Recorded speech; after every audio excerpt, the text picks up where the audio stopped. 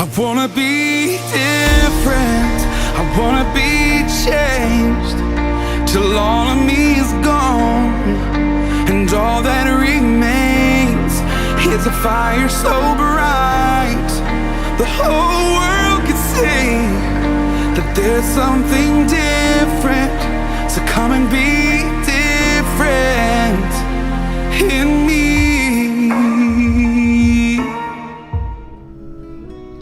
Hi everybody, it's LaTanya Nixon with Different.Changed. I am so excited today. As you know, I'm doing a series during this amazing month, October, Breast Cancer Awareness Month.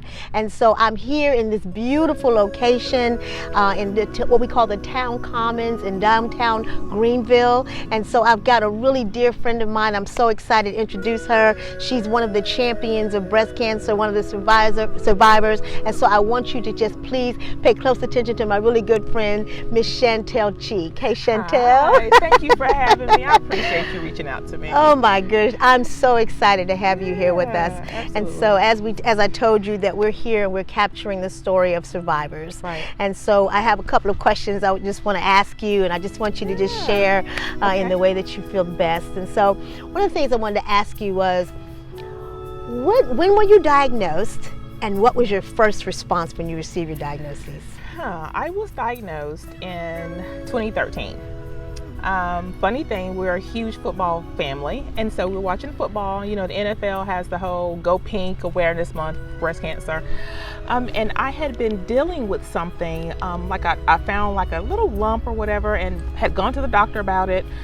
And they chunked it up as just some extra tissue, just like some calcification. But in my heart of hearts, I knew there was something more, you know, so I went and they actually scheduled the biopsy, did the biopsy, diagnosed in 2013. And my initial thought was, oh my God, why me? Like, how me? Not even why, but how? Someone that exercised, ate right, been an athlete all my life, way back when. I was like, God, how? No family history. So I was thinking, how in the world, why me? Right. So afterwards though, you know, you get home, you get to process, you get to think about it, and my next mode was like go mode. Right. Okay, what's the next step? What's the next step? Yeah. Exactly. So. Yeah, and I think that I can resonate with what you said, that it was very strange for me too, as I've told my YouTube audience, there was no predisposing factors for this. Just clearly out of the blue. Yeah. Right, but you're right though, it's like I said in another video, it's that kind of fight or flight mode. Which one are you gonna do? Right. Which one are you going to do? Yep. Okay, so once you found out about it, and like you said, you were pressed forward, let's go with it. What was your treatment modality? What did you have to have happen? Instantly, I was thinking bilateral mastectomy. Let's go ahead and do the entire thing. I don't want any chance of recurrence for me because it was so odd for my situation. So I didn't want to have it to happen in my other breast. Right. So I was like, bilateral mastectomy. We chose chemo and radiation. Gotcha. So wow. So you were very aggressive in your treatment modality. Yeah. I was. Yeah, and so that's the interesting thing about this entire thing, everybody, and that is that, you know, you as a woman have to make the choice that's best for you. Right. You know what I'm saying? And you have to be okay with that choice because it is your body. And so that's very good. She was very aggressive. And I remember the day that she actually got her bilateral mastectomy. I happened to be with a mutual friend of ours, and we had heard about her story and what was going on with her. And we just showed up at the spot where she was going to just to have prayer with her and just to be supportive. And when I tell you, she walked in there basically skipping, like, okay, all right, where we go, where I need to lay down at, what I need to do. I mean, she was so fearless. I was ready. You were ready because I knew God had me, you know, and then the reassurance. And I don't even think I got a chance to talk to you, but thank you. Oh, wow. For coming and the impact that it made, you know, and it was so, I know that God ordains everything, Right. and everything, nothing just happens. Right. So it didn't just happen that you were there. It did not just happen that we had another church member that worked there Right. and got us the private room for Right. prayer. Right. And so that just solidified it. Isn't that I was like, amazing? oh yeah, I'm ready. You ready now? Let's go. So, the surgeon walks in, he's like, are you ready? Are you ready? That's what I asked him. So, yeah, so thank you so very no much. worries. I appreciate that. Oh my God, it was wonderful to be Yeah, there, to about be to a part of tear that team. It's okay. Here on YouTube, we don't mind tearing up. It's okay. It's just the feeling of Yeah. what we have been through and what we have had to overcome. Right, right. Yeah. And so having said that, what would you say was the most difficult part of your journey? I would say the most difficult part was trying to keep a sense of normalcy for my family. My kids were young, and I did not want them to take on the burden of their mom dealing with an illness that should not have to, they shouldn't have had to deal with that. Right. So I had to keep some sense of normalcy. Right. But it was difficult, when you're thinking about some of the pain that you go through or some of the sickness that you may feel Sure. after chemo. Yeah. And I would have to say the most difficult thing for me was not having my kids been able to lay on me. Right. They were very affectionate at that age Right. and wanting to hug Babies. and still take naps on me. Of So course. that was difficult. Difficult, sure. Yeah, because Shantell, the one thing I know about you is that you've always been a very hands-on mom. A very involved mom with her children, her and her wonderful husband. Yes. Shout out to you, Don. Yes, sir. Yes. Yes. One of my ministry laborers. Yes, sir. And so, but yeah, very hands-on family, and so I'm sure that was very difficult for you. And like you said, setting that sense of normalcy. Yeah, because it's not normal what you're going through. It's not. And being sick and having your children see you sick and you Right. still wanting to press and not always able to press. Yeah. For a long time, my kids never even knew. Wow. Not until recently, we shared it with my daughter. Wow. Because she was a little teeny thing. She Wow. was. So, and I credit that to my husband. He stepped up big Awesome time. man, yeah. I have great friends, Yeah, and then the you great do. support system at church. Yes. So, I had tons of support. Yes. To make sure that they didn't feel some of the burdens of that what I was going through. Right. Yeah. That's so important because it's happening. There's absolutely nothing that you can do about it, but you still got to live. And I know I went to work the majority of the time that I was doing it. I believe you did too, didn't you, Shantell? Yeah. I did. And so we're still working, we're still moms, we're was in still nursing wives. school. Yeah. You were still a student. I went back to school. Oh my goodness. I was in nursing school at the time. And so you're juggling life, and life just doesn't stop because does not. you happen to be diagnosed with a very scary disease. Right. Wow. Yeah, I really struggled. I shouldn't say I struggled with it, but I made sure that I kept a sense of there's life after this. Right.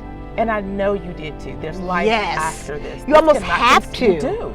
You cannot allow yourself to be Oh consumed my goodness. by it. On those dark days when you're in so much pain you can barely move, you have to say, okay, in about an hour I'll feel better. That's it. In about 45 minutes I'll feel better. You're like pacing it like, if I get through this next 15 minutes I can do it. That's right. Yeah.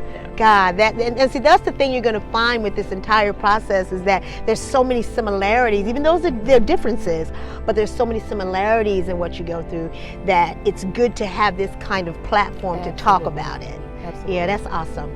And so during your process, was there any products that you used to help you?